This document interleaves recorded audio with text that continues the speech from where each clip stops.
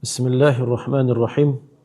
Alhamdulillah wahdahu wassalatu wassalam ala man nabiyya ba'da. Allahun e falenderojmë dhe njëkohësisht dëshmojmë se nuk meriton askush të adhurohet me të drejtë përveç Allahut. Pastaj përshëndetjet tona më të ngrohta më të sinqarta janë për Muhammedin alayhis salam, familjen e tij të ndershme, shokët besnik dhe gjithë besimtarët deri në ditën e gjykimit.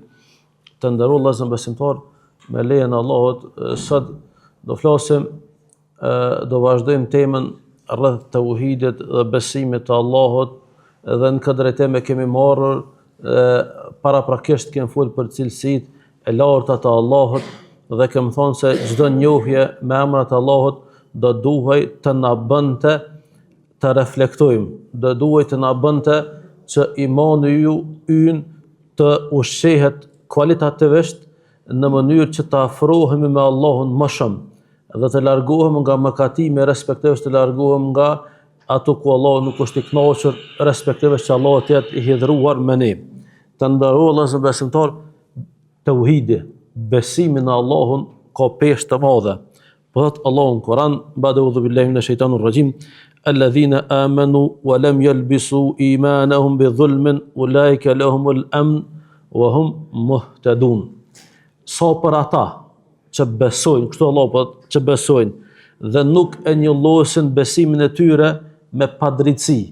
Gjunoa këtu nuk kuptohet padrejtësi, mbi të gjitha me shirk dhe udhëtari, ata janë të udhëzuarit.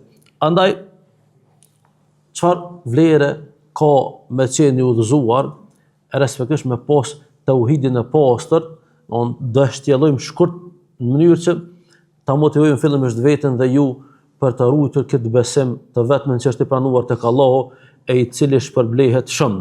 Të nderuar xhamat, po thot Muhamedi alayhis salam, kush dëshmon se s'ka të adhuruar tjetër përveç Allahut me të drejtë, se mu adhuruan shumë krijesa, mirë po jo me të drejtë. Andaj përveç Allahut me të drejtë askush nuk meriton të adhurohet dhe është i vetmi dhe i pashak. Do thot nuk ka zot tjetër përveç se ti, dhe se Muhamedi alayhis salam është rob dhe i dërguar i tij, dhe se Isa alayhis salam është rob i Allahut dhe i dërguar i tij, dhe është fjala e tij, se me fjalën e Allahut është bë kun fekun, Allahu thot bëhu dhe bëhet, dhe pastaj thot është hudh brenda Meriemës për shpirtet e tij, dhe pastaj thot xheneti është hak dhe xhehenemi është hak, atë njeri Allahu ka për ta futur në xhenet. Dhe gjënë që thot fundi i hadithit, sido që të jenë veprat e tjera. E beson Allahun, nuk meriton askush me adhuru përveç tij, nuk beson se ka zot tjetër, nuk i bën zotit shirk, edhe pastaj e beson Muhamedi alayhis salam pejgamber, e beson Isa alayhis salam që është pejgamber, edhe beson që është mrekulli me fjalën e Allahut, dhe në këtë drejtim e beson edhe Allah, e beson edhe xhenetin dhe xhehenemin. Për fatkeq vllazni, a dini që ka njerëz që besojnë Allahun mirë, po shumë e relativizojnë xhenetin, shumë e relativizojnë xhehenemin. Jo bre, Allahu alam. Po me besu gjithçysh, po i do këtë diçka shumë e paralizueshme. Në hadith ka thonë me besu që ka dhe xhenet edhe xhehenem, respektivisht problem dhe dënim për tillin Allahu ka përgatitur xhenetin dhe po thot pejgamberi sido që të jenë veprat e tjera e tij. Don ka besu Allahun hak dhe në këtë drejtim edhe nëse ka mëkate, ndoshta Allahu fal, ndoshta Allahu e dënon, mirë po përfundimi i tij ka me qenë xheneti e i cili është i përhershëm. Hadithin e dytë që ta marrim vëllezër besimtar, po thot pejgamberi sallallahu alajhi wasallam, Allahu ja ka ndalu zjarrit xhehenemit atë njeri i cili thot s'ka të adhuruar me të drejtë përveç Allahut dhe me kët e kërkon kënaqësinë e Allahut, me kët e kërkon fytyrën e ndritshme të Allahut. Andaj vlera e besimit, vlera e fjalës la ilaha illa Allah është shumë e madhe, saqë për fatkeq edhe ne si musliman po e harrojmë këtë vlerë, po harrojmë këtë rëndësi që e ka fjala la ilaha illa Allah. Jo vetëm na vëllezër besimtar, se kjo ka mundësi dikujt për neve me ardhë çuditshëm, sikurse kur po na ndodh, kur po vdes dikush, kur po thonë Zoti ja fal gjunohet, dikush po preket, po thojmë po ky s'ka pas gjunohe, më burri mirë s'ka pas. Jo vëllezër besimtar, ton kem gjunohe. edhe në këtë pikë nuk do të morë apo më ngushtu nëse dikush lutet për vdekjen tonë, Zoti ja fol gjunohet se të tillë pa gjunohe nuk ka. Andaj, çfarë? Po na mëson ky hadith, po na mëson rëndësinë e fjalës la ilaha illallah. E shpesh edhe na si muslimanë ne harrojmë fjalën la ilaha illallah çfarë rëndësie ka. Andaj Musa alayhis salam vëllezër besimtar i dërguar i Zotit, pejgamberëve më të mëdhenj të Islamit, e i përmendur Kur'an shumë, po i thot Allahut, po jo o Zot, më mëso, thot një gjë me të cilën du me të përmend, me të lut ty, me të drejtu ty, thot për lyp diçka me mësu të veçantë, diçka speciale. Po i thot Allah, o Musa, thuj la ilaha illallah. Kështu për thot Allah, o Musa, thuaj la ilaha illallah. Atër Musa për thot, o Allah, thot, edhe rëbet e tjerë, e thujnë këtë. Këtë njerëzit e qenë muslimën, thujnë la ilaha illallah.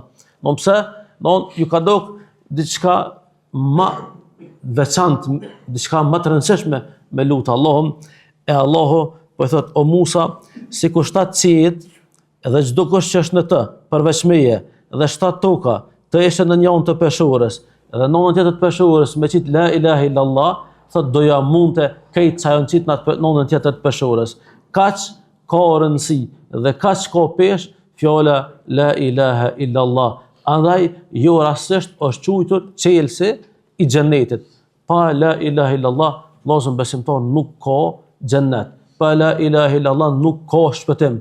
Kushdo që nuk e beson këtë fjalë dhe nuk e beson thellë, i tillë vëllezër besimtar për të tillën bëhet legjitime dënimi i përhershëm i zjarrit të xhehenemit. Andaj në këtë drejtim la ilaha illallah po thot peshon më shumë se çdo gjë tjetër. Andaj tauhidi, besimi në Allahun vëllezër besimtar, paska peshë dhe rëndësi të madhe. Dhe si të tillë ato zërat që po i dëgjojmë kajherë të liberalëve, bashkimi i feve, relativizimi i feve, ton fet besojnë në Zot, ton fet kanë burim qellor, jo vëllezër besimtar, na për të tillëve distancohem, se pastaj fjala la ilaha illallah nuk ka kuptim.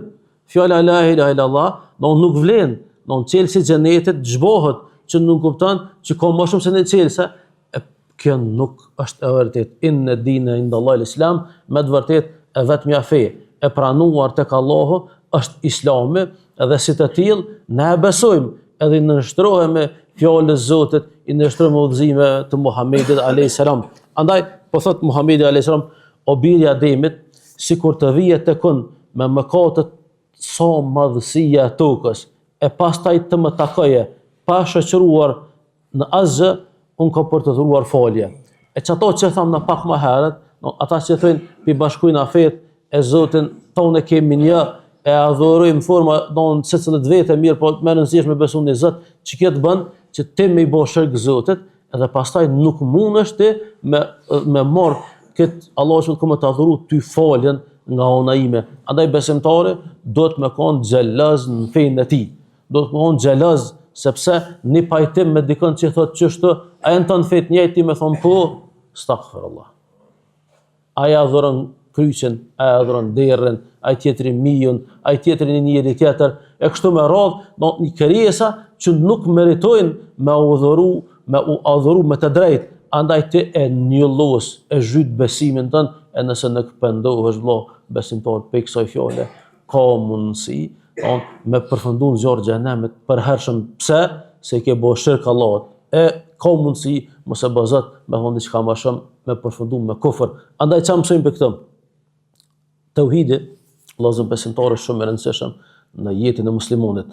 Edhe e mësojnë gjerësinë e mirësive të Allahut. Do thotë duke besuar Allahun ti, e beson çysh dohet, ti mrin të një mirësi shumë madhe, mrin të mirësia Allahut e mëshira.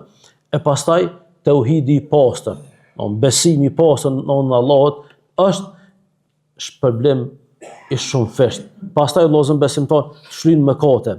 Dhe kur e mendojmë këtë hadith, ne e kuptojmë se sa gabojnë musliman që nuk ja dinë rëndësinë e fjalës la ilaha illallah. Po ashtu vëllezër besimtar, ky hadith që përmendëm pak para më herët na mëson se edhe pejgamberët kanë pas nevojë të njoftohen mbi vlerën e fjalës la ilaha illallah. Andaj e ke pa nëse dikush që nis me fol për fjalën la ilaha illallah, ka pe xhamatli thotë po e kem nis 100 herë.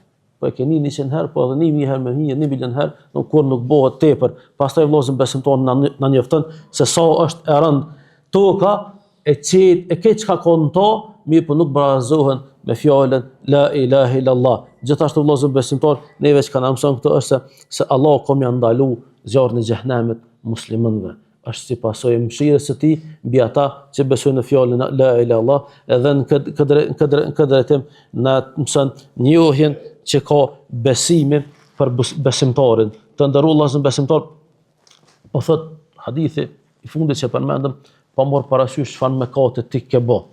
Mirë po takon Allahun pa i bërë shirk, do të thotë ke ky besim ti zhbën ato mëkate në peshorën e shariatit, andaj do të më ruaj shumë besimin, do të më kon shumë xheloz vëllezër besimtar, do të më largu pe aty në veprave cilat manifestojnë hidhrim të Allahut, sepse shirku vëllezër besimtar është mëkat i madh. Andaj ata që besojnë dhe e njollosin me mëkatet e shirkut në veten e zemrën e tyre, për të tillët nuk është e garantuar falja dhe shpërblimi i Allahut. Andaj apo shohim ne shpesh të nderuar xhamat njerëz të cilët bojnë tavafe rreth varreve, shkojnë për fat prej kurbona të vurrë të ndryshme, ai 5 vakte i fal, thot valla çika ju ka bllokuar na foka, e shkon e bën vepra që janë shirkut dhe pastaj vazhdon me u fal sikur sen s'ka bë. Jo vëllezër besimtar, në veprim i tillë